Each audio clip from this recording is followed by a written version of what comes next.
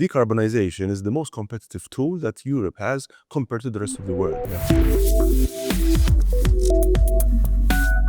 My profession is that of an architect. I've stopped doing that about 6 years ago because I moved into other areas. Primarily social dialogue is the area that I now champion. At MCSD, I chair the Malta Council for Economic and Social Development. And I also chair the Malta ESG Alliance, which is an alliance of businesses in this country, in Malta, that come together to help transform, their own businesses first, support their employees, but also lobby for policies that are ESG friendly, away from ESG risk, that is. Excellent. Okay. And we obviously work in iGaming, and iGaming has a number of responsibilities and interests around ESG. Particularly we are in a high risk, potentially, in terms of player safety area. So one of the things that we take our role very seriously as an affiliate, we're effectively guiding and helping players online, using online casinos and betting, to navigate through kind of the dark areas and the dodgy practices, and to make sure that they don't get into addictive behavior and highlight. And we're one of the people who can see this earliest. So we've got the responsibility to do that. We take it very seriously. And actually, a lot of the systems we're building now are in place to try and identify those things and just warn people away from either taking on harmful behavior or being trapped by bad actors. So it's interesting that that's one of the angles that we're talking about, and we're setting up things around that. But I want to just generally talk about ESG. Of course, the narrative globally has kind of changed with specifically around the US administration, the more recent conversations. Do you think ESG, which used to be a fairly front of mind topic, and I set up, I was here for the Commonwealth Heads of Government meeting in 2015 when Prince Charles was talking very passionate about the blue planet and all these kind of things. And so we had like a golden period of maybe 10 years, which has kind of just been stopped dead in its tracks by the recent things. So how do you feel about that? At face value, when somebody in the prominence of the planet speaks the way he does, he kind of puts off people who are well-meaning, trying to contribute towards the transition. The reality of the matter is climate change is for real. Yes. And there's no need for scientists anymore to prove to us that climate change is happening. It's affecting each and every one of us every day, anywhere around the world. So, these are things that we need to address. Social dimensions and governance are matters that people feel in their everyday life. So that ultimately is risk. ESG should not be seen as a tree-hugging approach towards just being good for the sake of being good. It's not writing a check to anybody and that, solves one's conscience. It's really about addressing those risks that could derail the ambitions of a society, a business, even a national economy, if not a European, a continental one.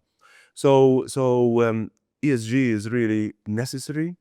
Businesses are still moving on. If you look at what America's doing, when you compare what the American CEOs are doing compared to the European CEOs, the rate of change or the rate of measurement of transition away from ESG risk is parallel, irrespective of what politicians are saying. And there's a reason for it, because CEOs are naturally driven by science, driven by customer expectations, and driven by investor demands as well. Yes, and I suppose leadership is about building your followers, right? So you can't be a leader without followers. And these days, we were talking, Joe, very briefly before the session, we have the generational change from people who were kind of built their careers in the 80s, 70s, 80s, and 90s, and now we have a different generation of early stage career people, and they've grown up in a completely different environment. Even from early days of school, they've been taught about being responsible and being kind and being generous and all those kind of things. What as a leader, you've got to do responsible business, but we have to do profitable business. So how do we do that? What's the experience there? So profitability is, in my mind, I divide that into either profitability for the short term, that's speculation, or profitability for the long term, and that's sustainability, the sustainable format of business. And if one's business ambitions are driven by making sure that one is making profit and growing the business in the short, but also medium to long term, because that is the ask of investors, the ask of employees, the ask of customers, then the chances of steering away from risk and being successful are higher. So the difference between speculative leaders, which of course are the winning in the short term winning, but then long-term losers, as against those who are doing the right thing for the right reasons in the appropriate way in the long term. Yeah. And I guess young people, you mentioned those young people who are very clear about what they expect us as adults to be doing in their stead at the moment. And they are demanding their parents on how to consume and how to behave and what to wear and what to eat and all these things, are naturally bringing about the changes that these responsible leaders who have this long-term, medium to long-term vision are able to do. Clearly, politicians find that harder. Because politicians have a term which is much shorter than that of a CEO, 5 years or whatever in various countries.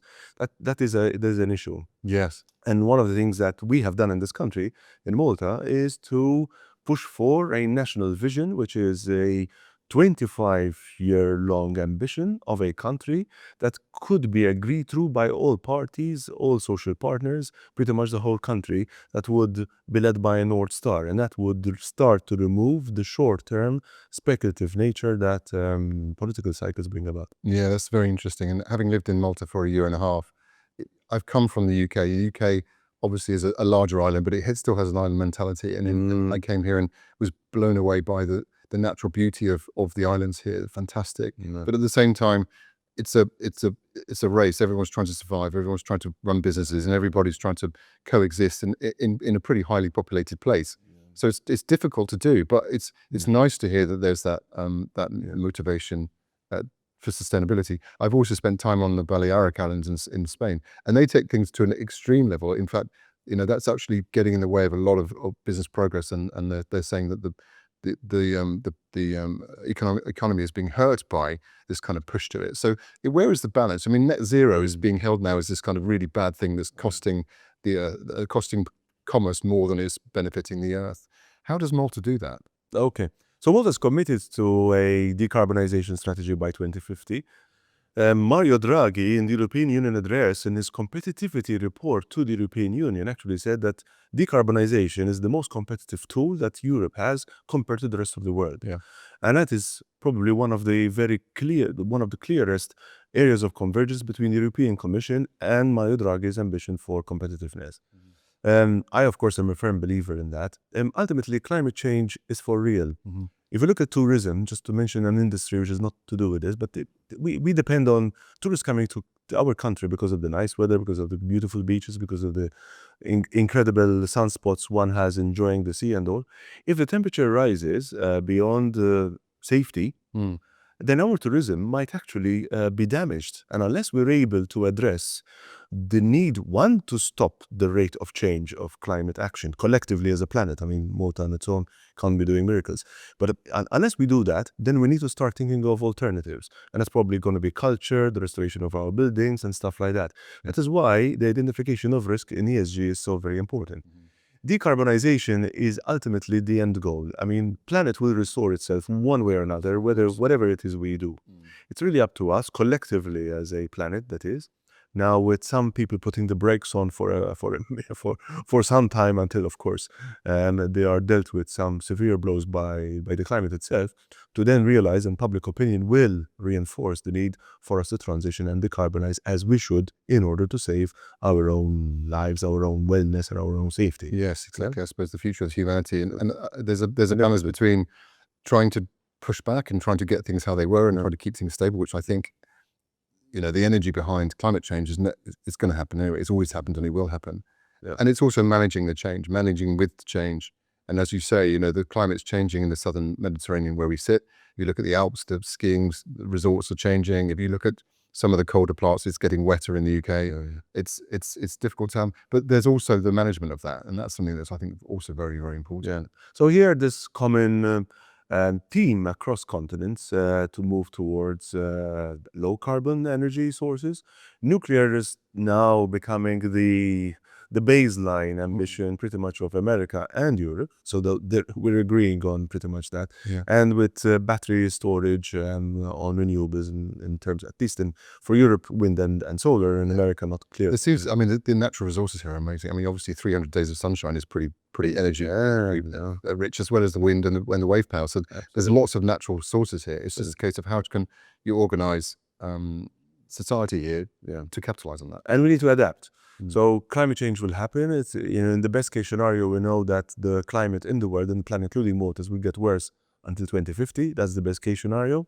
Yeah, when we are supposedly meant to stop global warming. So if that happens, climate is going to get worse. We need to adapt to those changing situations. Now, whether it's ultraviolet excess on our safety, whether it's the rising sea levels, whether it is the deterioration of our buildings and everything else, to our infrastructure and so on. So our ability to adapt to these ever-changing state of the way the climate will deal with us, and eventually then maybe take the benefits of that restoration over time after that, is our focus point. Malta at the moment is focusing on a national adaptation plan. Probably most countries are. I'm aware of the Maltese one, which would focus on our inherent vulnerabilities to climate, and then what we all should be doing as a country, infrastructure and businesses, and transitioning away from risk and into those areas that would enable us to adapt to the risk that climate will bring about. So these are things that are happening pretty much in most countries, certainly in Malta. Yeah, not small challenges at all. No. One of the things we've got a very, very high profile focus on right now is trust in data and understanding where our partners sit and understand what they're doing and sharing data so that we can move forward in a much more compatible way. And we're basically saying we have wishes and promises. If we would like to see a lot more transparency in our industry, and in exchange we'll share everything we have in order to move ourselves forward. Now, from a leadership point of view, how does that resonate with you, and where do you see that in helping the ESG forward? So having data and sharing that with investors, shareholders, customers is of course a level of leadership driven by accountability. Accountability is leadership, yeah? So having the data available to customers to understand what it is they are buying or what they're getting involved in is absolutely important. Probably will buy in trust as well into that leadership, into the business, into the product, the service. But also the data would enable policymakers or business decisions to be crafted in a manner that is one akin to the opportunities that that business could benefit from, but also would feed into the better understood expectations of customers. So data and the quality and extent of the data is fundamental to leadership, accountability, ultimately business success. Yeah, exactly. And now we're entering a kind of real golden age of artificial intelligence and machine learning, which in some ways is accelerating knowledge and understanding. And every day there's another development. Today I saw from OpenAI that they're launching yet another feature. But of course, there's processing costs of that. There's environmental costs of those things. So, data centers are churning out, using huge amounts of energy. We mentioned about nuclear. They're looking at setting up nuclear power stations only for artificial intelligence server farms. So, where does that line lay? And also from a leadership point of view, how do we manage that? Yeah. So, I mean, there are decisions to be made here. Churning data, analyzing data, AI is going to require energy, and energy doesn't come from anywhere like this. So the conscious and accountable decision to use AI centers, data centers that are driven by as clean as energy as possible. There are some that are certified as completely green energy driven. Yeah. Then that would reassure that the ambitions of the use of data and the transition into more responsible business lines are driven by ethical decisions in the first place, which are upstream. And if those are declared to the customers, to the investors, to shareholders, and to employees, then we are truly we're walking the talk. If that happens, then if we're not, and we're missing out on how we do stuff, or we cover one thing against another, or not walking the talk, then of course that is not leadership, and that is where we start risking greenwashing to the extent that we would not like to get involved in. Okay, fantastic. Well, there's an incredible few months, years, and decades ahead of us. I think if you come back in 5 years, it will be so much further forward than we were 5 years ago. Absolutely. And I thank you very much for your time, David. It's been super interesting. Thank you for the invitation. And I'm looking forward to further conversations along the way. Thank you. Thank you so very much.